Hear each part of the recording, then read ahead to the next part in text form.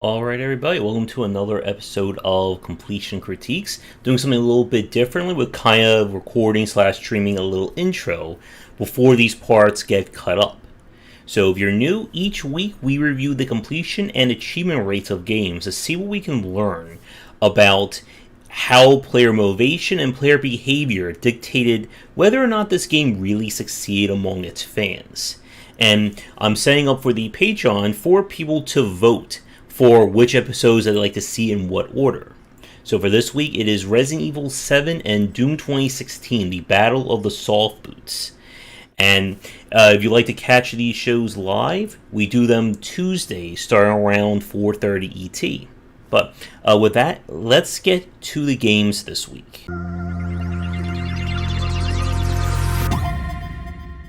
So Doom 2016 is first because, well, it came out before RE7. And the reason why I picked the two games this week is that both are from franchises that kind of fell out of popularity. Resident Evil did with RE6, Doom 2016, or Doom did with Doom 3. But both had very stellar soft reboots, which led to some very popular sequels with Doom Eternal and RE8, which we'll probably have to cover on a future show. But the question remains, did these two games that kind of restarted their franchises do well enough to motivate fans and newcomers to check them out? So let us go to Doom over here. There we go. And I have not had a chance to really look at both these games in depth, but I feel like there is going to be churn, but I do think there is going to be a higher clear rate. But we'll see if I'm proven right or wrong. Hey, Pony. So, right off the bat, they did lose about 17, well, we'll round it up to 18% of kind of their, 17% of their fan base pretty much before they even finished the first mission. I'm honestly surprised about that. That the opening of Doom is probably one of the most standout openings of an action game we've seen in some time. And to lose that amount of people so quickly, yep, it is very shocking. I'm really at a loss for this one. Like, did people just say, I'm going to start Doom, this metal music's too loud, quit? Now, it also, I think, depends on what difficulty level they started on. But, yeah, this is one of those points where, again, this is one of the reasons why I like to do this show, is that it lets us kind of see just who actually bought a game can be counted on as fans of the franchise and fans of the developer. So we know that about 17.2% of the people who bought Doom 2016, they left before they even got... Did they even quit before they even got the shotgun? Or maybe they got the shotgun, they did the whole, cocking oven, and they just said, well, that's all I needed from this game, and they left. But, yeah, I am really surprised that they quit that quick into Doom. I mean, you kind of did see everything the game had to offer in terms of its core gameplay loop. But that definitely goes to show, again, that it is so easy for people to leave your game and when churn happens. So as we can see, we go from 83 to 61. Now, Earn a Rune, I believe that happens in the second level. So really, they went from 83 to 57. Into the Unknown, I believe that is the Hell, getting into Hell there, which that is a few levels later. So it did, in a way, it did stabilize relatively early. But if we look really quickly, I just want to make sure there's no other spikes. So the game, we could argue it's stabilized either at, let's see, 61. but that is not a completion achievement. So it went from 83 to 57, and then 57 to 52. So I did say that we need to wait for it to go no more than, I would say, like 6 or 7% drop. So we'll say that it's stabilized maybe at 57%. So let me get we'll put that up there. So that means that, well, we'll round it up. So it's stabilized at 58, which means that it churned 42% of its player base very quickly in. So 42% churn and stabilized at 58%. You can see upgrading. Now the thing about Doom, at least Doom 2016, it doesn't seem like there's a lot of progression-based achievements. Some of these are just going to happen as you go through it. Glory kill all common enemy types in the campaign. You're going to do that just through the general play of it. Getting the BFG, getting upgrades, shoot until it dies. I don't recognize that achievement. I think that could be a boss fight. And as we keep going down, thorough shopper, complete all the challenges. And what we're seeing is that once it's stabilized, it really didn't lose all that much in terms of people. So you can see that it's definitely, to the FPS fans who bought Doom 2016, once they got into it, they kept going. So we can see that they got to 33.7. Again, we'll round this up to 34% who beat the game. And then in order to calculate the core base, we're going to take 34 divided by 58. Give it the old times by 100. And it comes out to 57. Oh, I'm sorry, 59% if we round up as a core base. And that is actually really good. For those of you who are new watching, the goal of any games, you want low churn, high stabilization, and then a high clear rate. Because what this tells us is the higher the churn means that a lot of people quit a game before they could even really experience it or, get into the core gameplay loop. And that's the amount of people who bought your game that you cannot count on as a fan base or as, people who are going back to it. Stabilization rate is the rate in which people got the game. These are the ones who are going to be more or less likely to buy your next game or be fans. And then, of course, the clear rate are the people who got all the way through it, and they are going to be your most hardened supporters. They're the ones that you will 100% probably see in your next game or the next one in the franchise. So, almost 60% got through the game, where we can consider them the core base. And that is really good. So now if we keep going, because we want to see just how far people got.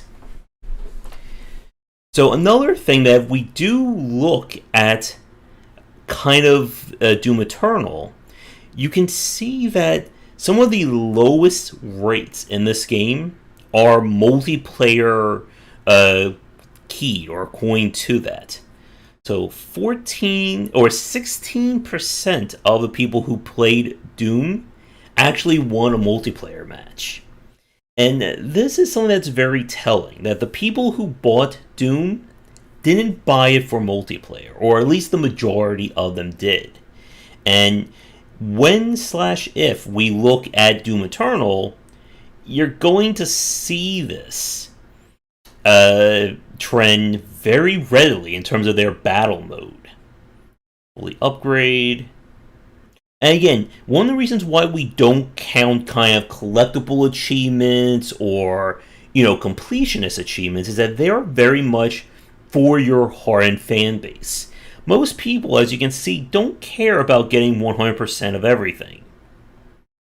A lot of people didn't play the snap maps feature, bonus lives, complete everything. And yeah, very few people beat this on Ultra Nightmare, or even just play through one level in. Well, it's in both Doom and it's in Doom Eternal in terms of multiplayer. Complete a track challenge, complete.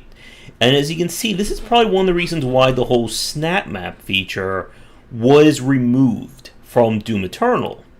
Is that 1.3% of the people who bought the game even bother to use it. It could be a cool feature on its own, but I think it's one of those cases like it's the opposite of Mario Maker. Where Mario Maker, it really is about being all creative and then playing the levels is the bonus. In Doom, it's about playing the levels with the character or the level creator being, secondary to that. First, and again, you can see just how little people cared about multiplayer. And again, this is one of the things you have to be aware of as a developer in terms of your single player and multiplayer communities. That when you try to combine the two, oftentimes one becomes the focal point. With Doom, it's single player. With Call of Duty, it's multiplayer. And what usually ends up happening is that one of these modes becomes the focus, and the other side just kind of gets nothing, or it's not really going to be seen all that much. And you have to be careful about it, because if you're trying to market to two or more different groups, if you're not supporting them equally, you're going to have churn or people annoyed. Yep. And again, this is one of the advantages of this show, is that the proof is kind of in the pudding. That, you can take a Doom fan to multiplayer, but that doesn't mean they're going to play it. Now, of course, if we looked at a Call of Duty game, I would imagine these achievements would be reverse, with more people getting the multiplayer achievements and fewer people getting the single player. And we'll need to pick, I guess, a Call of Duty game at some point to check out. Now, another thing that I find interesting is that they combine all the completions for the difficulty settings into one achievement. So we can't see at a glance how many people beat the game on, easy, how many beat it on Hurt Me Plenty, and so on. And I do think that difficulty settings are a great consumer feature. And they do tend to, I think, get more people through a game. Even though I'm not personally a fan of them, I'd rather have the difficulty be intrinsically built into the game. But, as you can see, it still retained over half the people who stuck around with it to play it. And that is definitely a success in my book. I would say if you can get a core base of at least 50%, I would say that's a thumbs up. Now, in terms of stabilizing, I would like to see, I think, 70 to 80% stable. I think that is fantastic. So, the lessons that we can learn from Doom 2016. One is that even though they did a lot to kind of reboot it, they still lost a lot of people. And this is a question for those of you watching this live or recorded who quit Doom somewhere between, completing the first mission and getting to hell. What stopped you? What was kind of the main thing that just you threw up your hands and said, I don't want to play this game anymore? I would like to think that maybe the level of action could have proven a little too much. Like, this was, again, before the likes of Doom Eternal, obviously, and Ultra Kill. And those were FPSs that were really designed around, that always on kind of approach to combat. It's not like a Call of Duty or a cover-based shooter where you stand around, poke out, shoot an enemy, go back in, reload, poke out, and so on. Doom, it's basically about, are you running yes/no? If no, you're going to die. And I liked it. And I liked it even more in Doom Eternal. But it is such a different experience. I think a lot of people who were kind of trained on the likes of Call of Duty, Battlefield, and the slew of cover-based shooters just said, this is just completely against how I play these games, and I don't want to do it. And to Pony's comment about not doing multiplayer, yeah, and that's understandable. I didn't do multiplayer. I beat Doom and Doom Eternal on Nightmare all the way through. Maybe because I'm a weird masochist. I don't know. It's no Halo. And I think that's another interesting point, that if you're going to do multiplayer in today's market, you really have to invest in it. As in, multiple maps, multiple forms of progression. You really have to, I think, in a way, kind of compete with Call of Duty in terms of the features and elements in those games if you want to retain a multiplayer base. And as we've talked about on many of our shows here, if your game is not multiplayer focused from minute one of starting it, you're kind of on a countdown clock of people going to quit it because they're going to try multiplayer. Oh, I can't find anyone, so I'm going to quit. Somebody new joins and goes, hey, maybe I want to play multiplayer. Oh, 3-hour wait time to find somebody. I'm not going to do it. Quit. And then there's nobody left. And yeah, the whole esports argument, that's definitely a topic at some point that we can discuss more. But I do want to. I'm not sure we can really do it. I would love to look at the completion rates of a fighting game. Like a Street Fighter or MK11 or Injustice.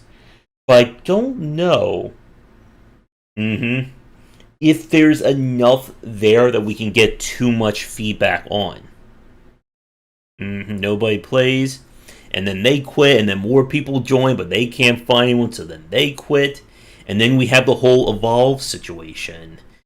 And that is not good. Now, again, if your game is single-player focused, there's content for them. But if you're trying to go all in on multiplayer, and nobody's around, you are kind of sunk. Now, another thing before we move on to RE7, that, again, I want to point out about kind of the 100% achievements. Fully upgrade, get all the weapon mods, fully upgrade this. That even if those elements are important or they help you out when playing, most people are not going to care about that. And again, we can see that with how low these achievement rates are. And that is kind of good in a weird way.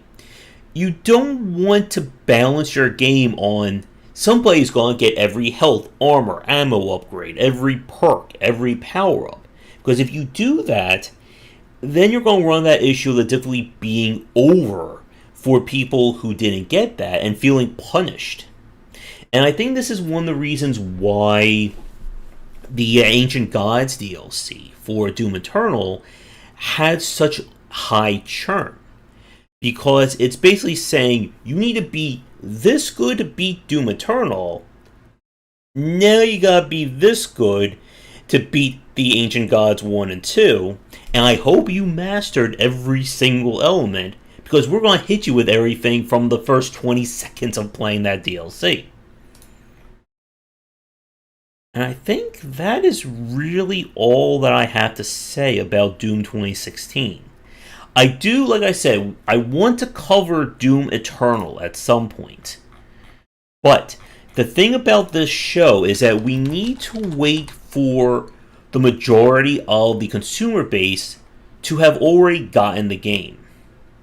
Hopefully there's no music playing because I have I'm not wearing my headset right now.